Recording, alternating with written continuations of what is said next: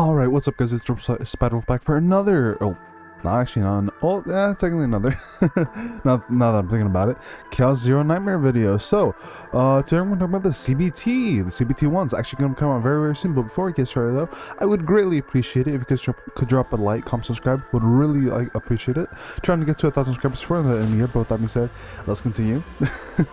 So, as you guys can see, got a little video playing here. I did get access into the CBT 1, so we'll be checking that out. Of course, if I try playing the game right now, it says, there's a bit of a wait time, right? Now, if you're wondering when exactly is CBT 1, if you guys were also able to get in, which, you'll probably have gotten an email for it, but just in case you maybe didn't look at it, it'll be dropping around September 18th. Or those of you, of course, who are interested in checking out and wondering maybe when people are going to go live, to stream the game and whatnot. So it'll be going live on September 18th. For me, it'll be around 7 p.m., which is actually a pretty decent time for when the CBT does start. I think I should be able to actually stream it, hopefully, as long as I get a couple things that I need to get taken care of before or earlier in the day for that day specifically. But hopefully, everything should align hopefully pretty well to where I should be able to at least stream the game when it does launch. So that'd be very cool, so be on the lookout for that. Yeah, this basically this upcoming week, this week here on Thursdays on the 18th, the CBT will go live. Now I did actually want to take a look because they did make a new video recently where they're like, hey, let's talk about the game a little bit more, right? Let me just close chaoszeronightmare so it doesn't show up on the bottom. Sometimes that happens in a couple things. We're probably gonna skim through this a little bit, not gonna lie. Probably not gonna watch the full thing here, just so we can kind of get through this a little bit quicker here, right? So as they say, one thing that did kind of interest me about this game is that it's like a sci-fi horror game, which is kind of cool. So as they say, basically, it's a sci-fi horror game. The main gameplay is going to be deck building, kind of like Reverse 1999. Think of games like that, basically, where you're using cards, and then each card has a different effect and whatnot. So it's basically going to be the main gameplay for this game. To be honest, I haven't really played that many gacha games or games in. Yeah, I'd say gacha games more so, where they use the card deck system. So this will be a little bit new to me personally, but I'm still interested and down to try it out. It does have 2D art and 2D animations, and it does have also live 2D, which is pretty cool, which I don't really mind too much, because if you guys don't know, if I remember correctly, the people that are making this game are, I think, either from or aligned with the people who make Epic 7. Which, if you guys have seen Epic 7, there's a lot of very similar ideas and like the way it looks and whatever that is like in this game, so if you guys have any knowledge on that, that's kind of why it's a bit similar.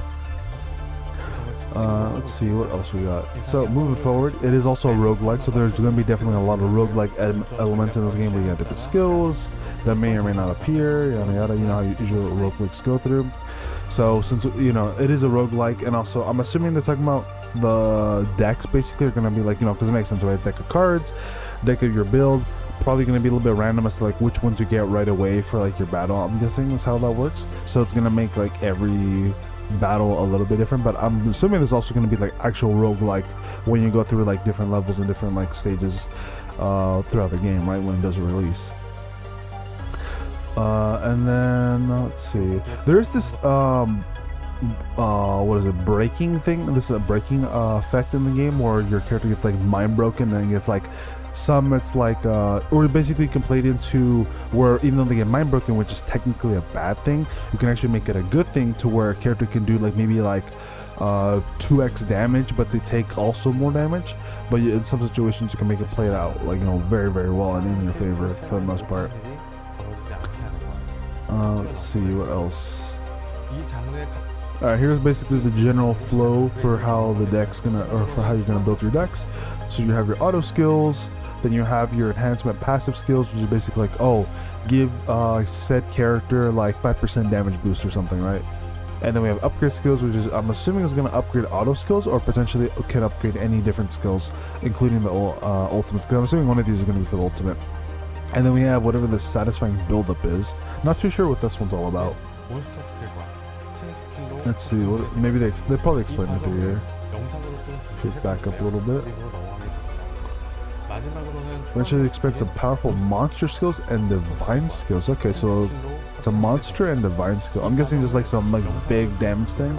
May or may not be tied to like the ultimate. And then let me just back it up for a quick second here. So this is how the general gameplay is gonna look. My camera is actually blocking a little bit of this, so let me go ahead and fix that for you guys. Let's shove it. I'll shove it over here, I guess. Trying to find a decent spot. Alright, we'll go there. If you're wondering, like real quick, on the top left, there's the, you know, there's the health bars and stuff. Alright, let's do that. Alright. Okay, I love how my space button did not want to work. I'm gonna pause there. Alright, because I want to take a look a little bit more of this. So, you know, we have the different mobs here. So it looks like some will be like maybe melee. Maybe this one over here is like arcane magic based. Then we have infinity. So I guess this guy's maybe either attacking every turn or he's not attacking. But I'm guessing since it's attacker, it probably means that this guy is attacking every single turn. This guy has 3 over here, so most likely attacks every 3 turns. And then we have the HP bar here, and I'm guessing the bottom one is either going to be break or their ultimate potentially. And then they also have the little element as well. Covered different other things here. We have this little down arrow with the deck. Maybe means you can like shuffle out your deck. We have a rewind here. Maybe it's like, oh, if you accidentally like got the wrong cards out, maybe that's what that's for. And then of course the check mark is most likely for selecting, confirming what cards you're going to be using. And then it looks like teams may or may not be a max of 3. Looks like it may be only 3 characters, and it looks like there's a bit of a cost system as well. So, or at least it looks like it might be the case, because it does have 5, 5, and 2 here. Which maybe like there's like a cost, like, oh, if this character, you can run like too many DPS characters, your cost is too much, and then you can't like fill out the rest of the team. Maybe, not too sure on that one. Then we have the other one here for 12 cards. Nah, maybe this is actually different. I'm not too sure. To be honest, I'm just kind of theorizing a little bit. And then of course we have the full deck of the current cards here, right? So we have 1 cost, 2, and so on and so forth. And then some of these cards, of course, are more for like actual specific characters, like I'm assuming the normal attack cards. So your your character gets a new skill idea during battle, which gets applied to here. Like a little like a light bulb going on. Second, a scene of finding an item is in an unidentified area of the dungeon. And then I guess this is what gets you like the passive card. Oh, that's cool. So you can have a weapon card, an armor card, and then like a little passive, you know, like accessory card. Okay, interesting. Then you also build on familiar cards later to expand your setup. So I'm guessing it's like upgrading your cards potentially. Oh yeah, I see. Oh, that's kind of cool. So then you can basically choose like, oh, which kind of upgrade do you want to go for, right? Maybe you want to go for more physical attack, more, I don't know, magic attack. You know, it's like a general idea, right? Or maybe, you know, like different things like that, right? So you kind of choose what different pathway you want to go for, like how you want your card to be upgraded, so you can maybe like, you know, focus on like a different kind of build, right? Or maybe like one that breaks more instead of, but does less damage or something. And then low chance of gaining godly powers. Oh, this is kind of cool. One thing I do like about this game is that it's kind of like a Fear and Hunger a little bit, kind of the vibe with the horror stuff, which is kind of cool. Also, it's funny because it's like kind of almost similar art style, right? Chibi and pixel. But this godly power thing seems pretty interesting. So it looks like you have a low chance of it popping up, but I do wonder how. I'm assuming it's gonna probably be really broken, right? Like maybe boost your attack by like 56% damage or something, right? Or I mean percent. You can also earn monster skills by defeating rare monsters. Okay. I wonder how these work. Are these like your attack cards, or are these also accessories? Might be an accessory thing, because like judging by like how the other things look. So character deck building volume. Each character has 25 unique cards and abilities. Each character has 100 common cards and abilities. Includes class cards, monsters, and new abilities. Common content partially changes depending on seasonal content. Okay, interesting. Not too sure what they mean by common. Let's see. Accept a change in common and cards and abilities every season. Oh, expect a change. Okay. So I guess these common cards are going to change for every single character every season. Not too sure what counts as every season. I'm going to assume like maybe every big patch. So we'll have to wait and see how long every season will last for. And then I'm guessing these 25 unique cards and abilities will like not change unless there's like a patch, like maybe it's too strong or too weak, right? If they do ever do stuff like that in these games, which they may do, because I'm not super familiar with Epic 7 in terms of how they handle their gacha game. I've only heard like and seen some stuff here and there, but I haven't actually played it myself. That's pretty interesting. I do wonder though, for this, like, since it does say 100 common cards, I wonder if that means like the cards are already like in the deck, or if like you can build the deck before you go into battle, or if it's more like you just choose what characters you go into a battle with and they're just gonna have the cards automatically, right? Maybe that's how that'll work, because I was assuming that maybe you would be building a deck first and then, you know, going in, right? Yeah, and they go over that every specific character has 25 unique cards and abilities. So I'm gonna assume, since it says 100 common cards, it's probably gonna be like already, like, you know, they're already gonna have these cards ready to go basically when you go into battle. And you don't have to build the deck, I guess. Or maybe you can like collect cards over time, right, and then build a deck that way. Building high level of balance. The minimum condition of success in a roguelike genre is balance. Delivers the thrill to satisfying progression. Uses the AI hedge to hedge risk from overbalancing. Provides strategic diversity. Okay. And we're gonna go through the different arts, like 2D of the game. Which, I mean, honestly, the art looks pretty, like, really good. And go over the lighting and shows. I mean, also the game looks really good. Like, I'm down.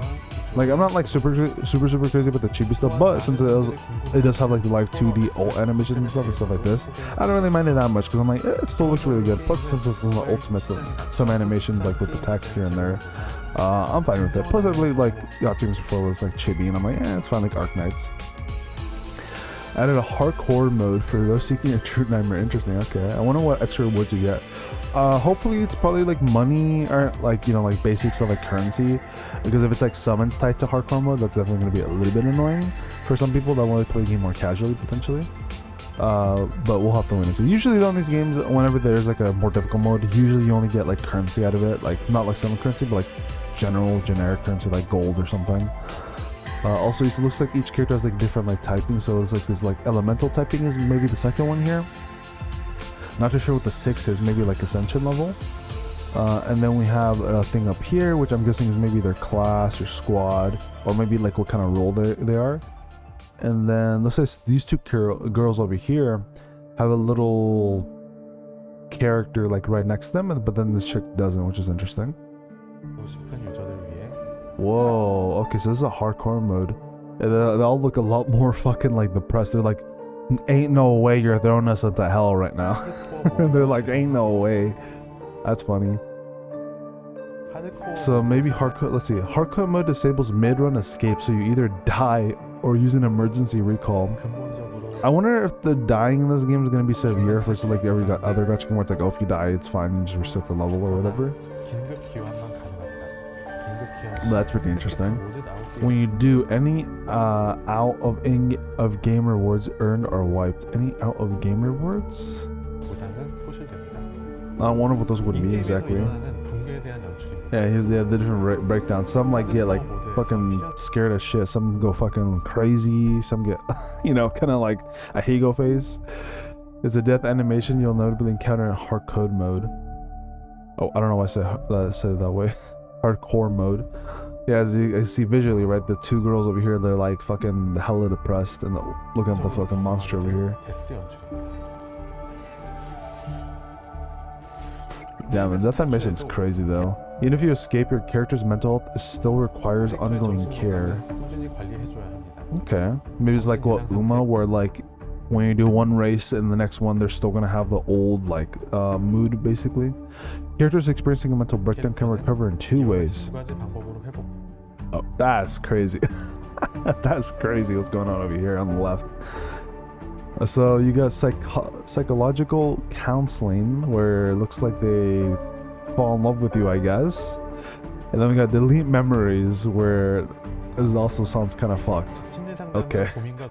Psychological counseling takes effort and time, but delivers reliable recovery. While memory deletion is quick, but erases your most recent save data. Okay.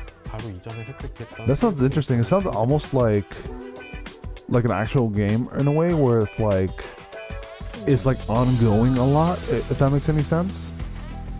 And it sounds like whatever stages you did play and beat through, some things will carry with you regardless, including of course this like whole is your character mind broken or not, right?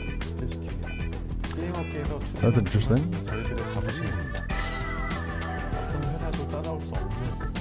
Also pretty excited to see how that's gonna turn out. Mei Lin, she looks pretty cool. Got her as summon sprite animation, I'm gonna assume, or just the general animation sprite. I don't want to say animation, it's not animation, it's just artwork. I mean, yeah, you know, all the different like animations here. Now these are the actual animations, right, for the different things here. It's pretty cool. I'm not sure why those were shadowed out. This is the animation that plays when a character gears up for combat. Using cards triggers a range of unique actions and effects. Okay. Sometimes characters will also animate when using an ultimate skill. Yeah, I noticed that, where they'll kind of have like a third-person point of view, like over here, like on the left or something. Oh, and I mean, yeah, I guess also just actual live 2D when they do the ults. Yeah, like this is what I meant, like that, basically. Damn, okay. A big ol' kick over there. I'm assuming this game's gonna have like some nice like live 2D like lobby artwork. And then each character has at least up to 7 unique cards. So these are the like different cards you get. So we have normal cards here, maybe some passive stuff, upgrade stuff, ultimates, or ultimate. And you can upgrade it to what we call prism cards. Okay. How do you get prism? Is just like by getting lucky throughout a run or something? You can see what combat looks like when you combine these elements. Spending 2 cards, 3 cards, 4 cards. I got the last one there. So hold on, let me back it up for like a quick second. I'm curious about something. So when they started the battle, right? They have 4 costs here, right? They use that card because it's 0 cost. So we have 4 costs in the beginning. And then it looks like you can also change what characters you want to play with. So it looks like, you know, for the turn. So in this case, they're choosing, was it like Lin Lei? But then, like, you know, we got other options here. So I'm guessing you can maybe swap out, like, I'll say, oh, maybe you want to use 2 cards from one character, swap to a different character, use her cards. Maybe that's like a buffer or support character. You can maybe run it that way. And then each card has a cost, which will deplete from this overall cost in the middle here, which was 4. But some of these have 0 cost, which is really beneficial. Some of these you can stack up extra cards in different effects, and potentially, and most likely, you know, more damage, right? Or more survivability, depending on the kind of character. That breakdown is crazy. I'm assuming we're gonna get a lot more of these kind of breakdowns than the other ones, but you know, that's just a guess. 2 types. All right, interesting. These are the facial animations shown during character psychological counseling, and then delete memories one, which they both look almost very similar in a way. For the, I'm assuming the like, this one's before, this one's before, this one's after, this one's after. But yeah, the after ones look very similar, except one's drooling, one's not. Oh, and I guess one has more blush than the other. Well, actually, no, they're slightly different, right? Because it's kind of like one's like my mind's gone. The other one's like my mind's gone, but like I'm fully focused on the. I forget what they call the playable, you know, the playable character we play as, right? I want to say commander, but I'm thinking I'm like a completely different name. I just can't remember what the actual name of what they call the character we play as in this game. I kind of forgot. Yeah, those are the specs for the game here. Endgame thoughts. Okay, we're just getting right into it, right? Finding out what the game's gonna look like towards the end when we get like caught up to the end. So let's see. Content features combat designs that change each cycle. Okay, so like your HSR or like Genshin Abyss, your HSR, you know, the 3 different like modes. They basically have the change at like every single like couple of weeks or whatever, which I'm forgetting at the top of my head. But you know, that kind of stuff. Basically, content is like you get a decent amount of summons out of it, and it resets every like couple of weeks. In this case, it looks like it resets about every 3 months maybe, because this is 101 days. It's almost like, actually no, it's like a third of a year basically. Chaos Manifestation and Zero System are roguelike content. Okay. So Zero System is anti-chaos AI built to counter the threat of chaos. So let's see, it has save data limit, chance of rare fate occurrence increases by 50%, chaos orb acquisition increased by 10%. Looks like this may be the boss here. Tyrant 1, elite and boss spot monsters attack and max health increased by 5%. So there's like the different buffs for the, so looks like you get like a buff for yourself and then like a buff for the enemy, it looks like. You'll explore every form of chaos that lurks in deep space. One thing that's also kind of cool is that you explore like different planets here, which may or may not be a good thing because, you know, there's a lot of scary stuff out there in this game. Unique areas also await, but we encourage you to discover them for yourself in game. I'm assuming they're just saying like the different monsters and like the different like backgrounds for the players to enjoy. But honestly, like I said, I'm very excited for this game. I think it's gonna be a fun game. I think this might be like Arknights low-key. Like I'm getting like low-key Arknights vibes in the sense that like this game will have content for casual players that just want to like go in, do the daily events, do your daily farming, and then hopefully I don't know yet because the game isn't out yet, but I would imagine, you know, dailies maybe wouldn't be too long. But then it would also have content for people that want to play the game longer. You know how Arknights has its own roguelike where you can play for like several, like significant hour or decent amount of hours, like, you know, 8+ hours or something, right? For that. And I'm assuming this will basically be that. This end game content will be that for players, right? Granted, it is of a limit, right? Because it says out of 30, right? But I'm assuming you can kind of keep playing this, and the most likely they'll add an actual roguelike that'll be longer, but there'll be like different rewards, as you know, as much more as you play, right? But I think overall the game will be pretty cool. I'm really excited. And with that being said, though, guys, I'm gonna see y'all later when this CBT does go live this upcoming Thursday. So I'll see you guys then. Hopefully I won't be too late for it, but we'll have to wait and see. Regardless, I should hopefully go live as long as nothing weird happens when the beta does go live, because it's only gonna be live for about 3 days, so not a whole lot of time to play it. So I'm gonna try my best to grind it as much as I can on stream. So we'll see how that plays out later this week. But with that being said, guys, I'm gonna see y'all later. Peace and take care, everybody.